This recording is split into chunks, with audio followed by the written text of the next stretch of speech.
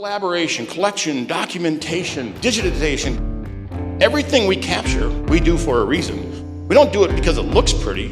We do it because we need information, we need data, we need measurements. Because when it comes to technology, it all starts with what? Adoption, implementation, and education. What we're doing is we're taking the digitized world and moving it back into the physical space. We are expanding the usability for you to get more value out of a single core piece of hardware. Consumption is how we take that data and make something usable out of it. Tank analysis, floor flatness, all those other workflows and analytic workflows that are all part of the consumption side.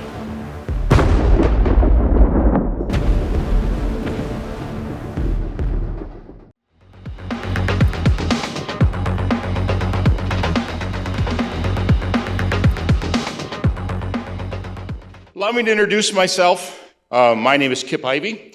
I'm Business Applications Business Development Manager for Faro Technologies. We've only got a half an hour. I make this joke internally all the time. I can probably introduce myself for a half an hour.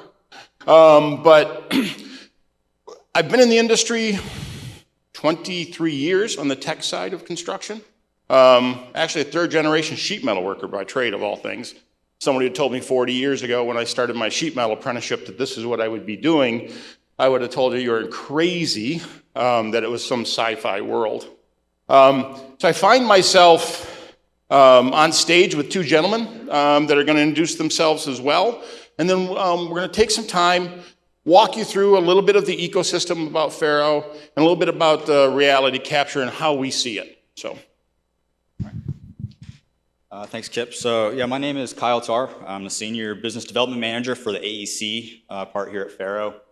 A little about my background. Before I was here with Faro, I was deeply in the general contracting side of things, more than 8 years, doing high-rise condos, hotels, and even a casino. So, run the gamut of MEP coordination on those projects through all the BIM coordination and getting work in place. So now that I'm here at Faro, I try to bring that perspective from the field to what we've got here.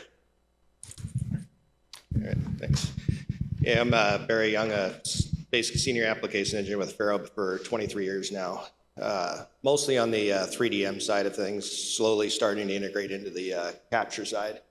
But started off in the southeast and now I'm up in the northwest representing that territory. All right. Does anybody know what Faro stands for? Oh, I got one person in the back, right? Faro is an acronym. All right, this is your education for today. Maybe I should make it your homework about what does it stand for. But we actually got our start measuring bones. That's how Faro got its start in the world of metrology. And typically when I say, well, we are a metrology company, we live in the world of 3D measurement. Usually when I say metrology, everybody says, oh, you do the weather. And I'm like, no, that's meteorology. But no, we're a 3D measurement company. All reality capture is metrology. It really is. Everything we capture, we do for a reason. We don't do it because it looks pretty. We do it because we need information. We need data. We need measurements, right? So all reality capture is metrology, but not necessarily all metrology is reality capture.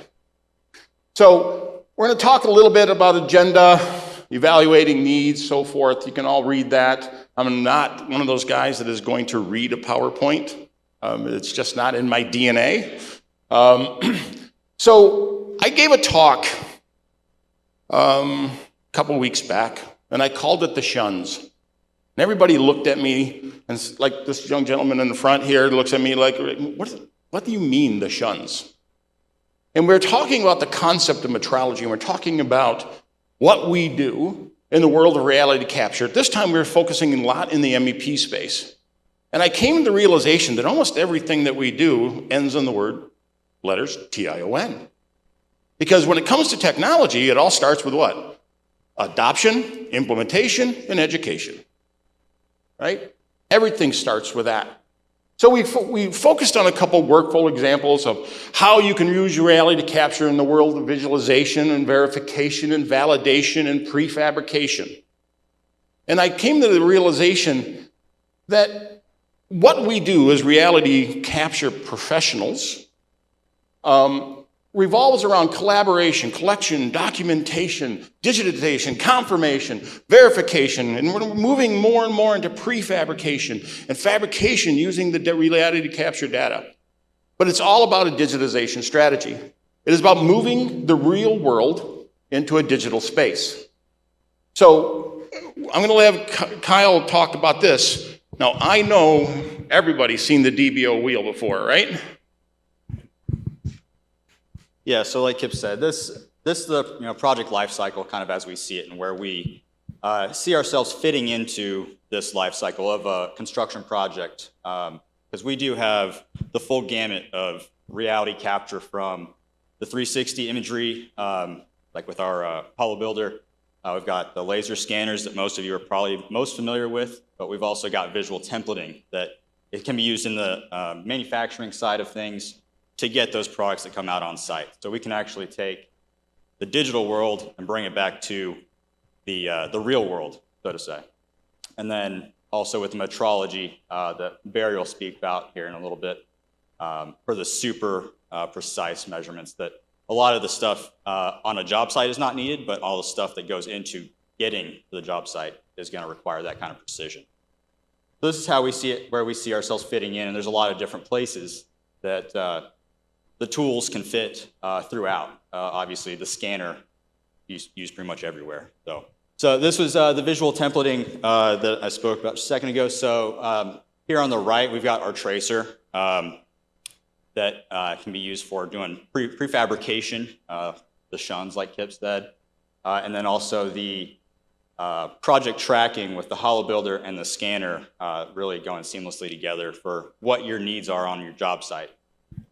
You can track your progress and also get your as-builts back into to the owner's hands at the end of a project. So we have the full run of reality capture product that no matter where you are on a job site process, you can fit in. Want to add anything to that? I see reality capture as a circle, right? Right now, we're using the Faro scanner, we are capturing data, and we're moving the real world out into the digital space. What we've also focused on, understanding that there's basically two processes in the world of reality capture, right? I mean, there's collection, and then there's consumption.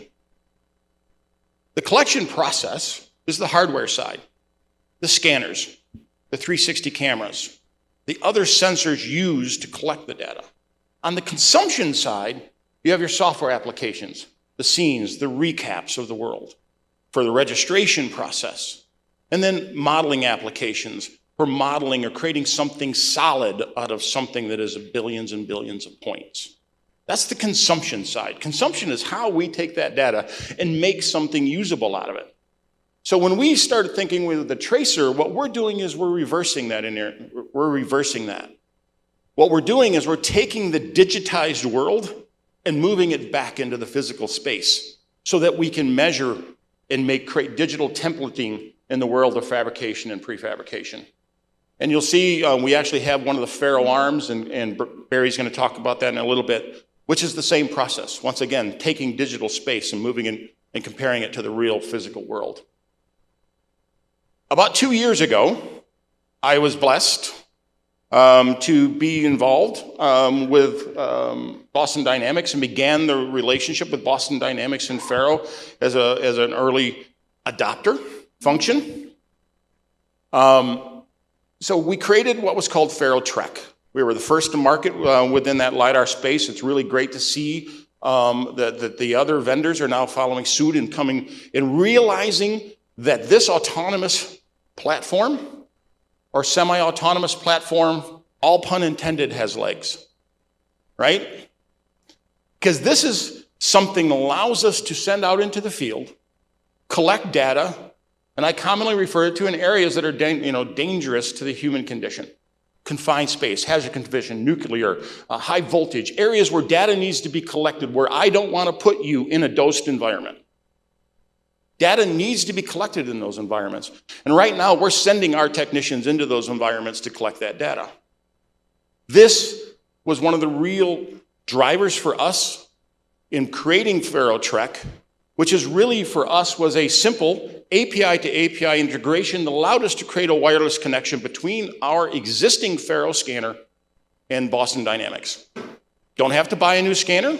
If you're a current Faro customer, all you need is the mount and a Faro scanner and the code from us. And that's it. Don't need anything else special to make that happen. Because we believe that it provided great value, and we believe it also provides certainly creates a new unique application within the world of LiDAR scanning.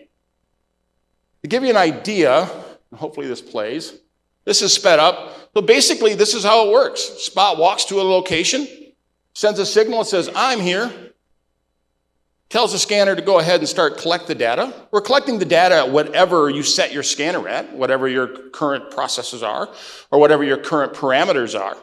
Once that scan is collected, the scanner will return back home, right? Recenter itself. And walk to the next location and do it again. And do it over and over and over again. Repeatable functionality, allowing you to create mission paths that could be, I could create a mission path today, come back 2 weeks from now, run that same mission path, come back 2 weeks after that, run that same mission path, and I'd be able to collect data from the same points of reference every single solitary time. Now, Spot has an interesting capabilities from collision checking and spatial awareness. You'll actually see what I do here is I'm actually going to place a fire extinguisher in the path, and then Spot's going to walk over there. It's going to physically see that fire extinguisher and walk around it and continue to the next point of reference. So, well, we've all scanned before, right? You do the scanner dance and you walk around it, right? So, after this next scan, and we'll stop the video after this next scan, I actually walk in front of Spot with a trash receptacle to see what it would do. Now, Boston Dynamics will tell you I'm the most aggressive Spot driver in the planet. I have crashed this thing more ways than I can think of. So it stands there like a jogger at the crosswalk waiting to go, and it continues down the path. So that's called Faro Trek. Once again, existing Faro scanners, doesn't require any new hardware, just some Faro Trek code. Then just recently we announced Faro Swift, where once again, we take that same scanner, we add some additional parts, and we create an indoor mobile mapping solution. What does that do? Right? Everybody knows what indoor mobile mapping is, and that's not what I meant. What I meant was the value proposition for you as the end user. Because this is the same existing scanner. There's nothing different between this scanner, between that scanner, the scanner that was on Spot, or the scanner that would be sitting on top of a tripod right here. I could do terrestrial scans from that Faro scanner. I could take that same Faro scanner, throw it on Spot, and do autonomous and semi-autonomous collection. I can take that same scanner, throw it on the Faro Swift system, and create an indoor mobile mapping solution. Simply by adding additional components to an existing piece of hardware, we are expanding the usability for you to get more value out of a single core piece of hardware. We think that's unique, and is certainly unique, I think, we believe, to us. So we're going to have Kyle's going to talk a little bit about our new handheld. All right, yeah, so this is our Freestyle 2. Some of you may have seen it. It's been around for a little bit in public safety side of things, but we're really bringing it out to the construction side as well now. It's actually one of my favorite pieces of equipment that we have. I think it's one of the easiest to use and most wide range of places you can take it. So as you can see here, it's just a handheld scanner. It's like rolling on paint on a wall. Anything you can point it at is where you're going to be collecting your data. You can process it right on the actual the backpack or the CPU that's attached to it, so you can do it on site. You don't have to get back to a computer and start processing. And it creates pretty good data. You can see here, this is a mechanical room. I did a comparison as well with a tripod-based scanner versus this. And it was much faster to get this level of completeness. It's not quite as accurate as a tripod scanner, but for the purposes that this is, you're being able to get your equipment pads, modeling existing conditions for a renovation, things like that. It's really an awesome tool. You can visualize right on the screen as you're doing it, what you're collecting. And even better yet, it works perfectly with the focus scene software. So if you have a large area that you are going to scan, maybe with the Swift system, you can take that scan data over a large area and then say, well, I've got a mechanical room that I want to get in detail as well. You take this, put them in the same software, register them together, and now you have the best of both worlds. So you've got the fast data collection as well as the fast, detailed, and tight confined area space.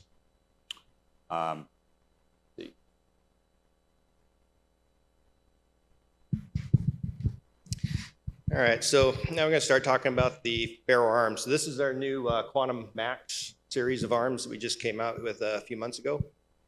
The basics here, as far as this is going to be more for your high precision, much denser cloud type setups, metrology based 3DM measurement.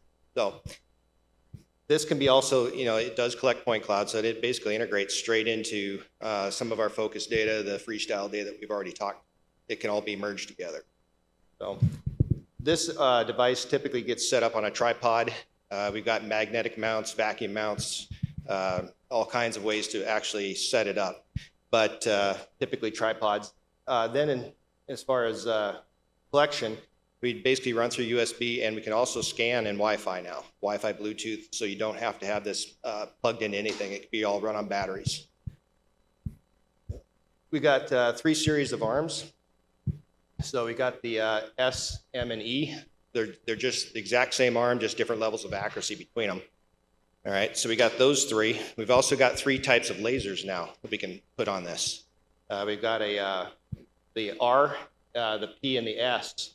And basically, all those R's are just more accurate lasers. So we got the R, which is very small area, very high precision. Our P model, which is the one top right there, that's the one that pretty much everyone's going to get as a standard. It's kind of an in-between setup. And then we got the new S one over there. And that is about a 10-inch beam. And you can collect information very, very quickly with this. The accuracy range between all the lasers, it is dependent on which arm you have it plugged into, but it's a half a thou to a thou difference between all 3 of them. The arm series is about the same. We've also got 5 different lengths. So you've got 2 meters to 4 meters volumes that we can reach with these things. So between all of that, we've got about 45 different combinations of arm and lasers that we could set you guys up with. Depends on what you need, what kind of applications you're working with. All right. The software we run basically, we can run with certainly our own CAM2, which is a metrology software. We can also run on like dozens of other platforms as far as collecting information. So you can get into, your AEC side of things, forensic side of things. We can go in, of course, for metrology. Just depends on what you guys want to use it for. It's an encoder turntable, so we basically usually put it up on a tripod or a workbench. What it allows you to do is, traditionally, when you operate this arm, you're reaching around things a lot. So actually 2 things while it's going. 2 things that's going on here is we've got the big laser on the left there, and you saw how the turntable works, where you actually just rotate the parts. You no longer have to reach around everything. That's one of the tough things, is reaching around things to get to things. And what happens is you use up a lot of the volumetric accuracy of the arm that way. So now you just basically stand there and scan up and down, left and right. You just rotate the part in front of you instead. You hardly move the arm at all. Sorry. So you hardly move the arm at all. And that keeps your accuracy going. The other advantage of that turntable is I can also start measuring parts that are much larger than I used to be able to measure. All right. So instead of being able to try to reach all the way out, just rotate it and keep scanning. So you don't have to keep putting things together, different clouds together, move device, that kind of thing. All right. We got a setup up there if you want to look at it as well. So, right. And the only reason we mentioned the scan arm is, number one, it's a core product for us. And number two, once again, we're about talking about reality capture, right? Last time I checked, parts, components, the world of forensics require high accuracy. Like he said, we're talking to a thickness of smaller than a human hair as far as accuracy goes. So it's used in the world of metrology, once again, capturing real items and moving them to the digital space, but it also does inspection. So if you have something, we can reverse that functionality and then we can tell you whether it's right or whether it's wrong. Accurate to a thickness of a human hair. So when I said earlier, we believe that reality capture is a circle. We focus on the fact that we want to bring the real world to the digital space, but we also want to bring the digital space and compare it to the real world to make sure everything works. And we do that through our software applications. We have as-built-in software that sits in both AutoCAD and Revit. We have an application called Build It, allows us to do full point cloud analytics, allows us to do comparative analysis between design intent and what's actually physically installed, tank analysis, floor flatness, all those other workflows and analytic workflows that are all part of the consumption side. So if you have more information or want for more information to talk to us, please come visit us. Once again, thank you for making the trek out here to, no pun intended with that one, for making the trek out here to Boise, Idaho for the first RCN conference. We look forward to talking to you and thank you for your time.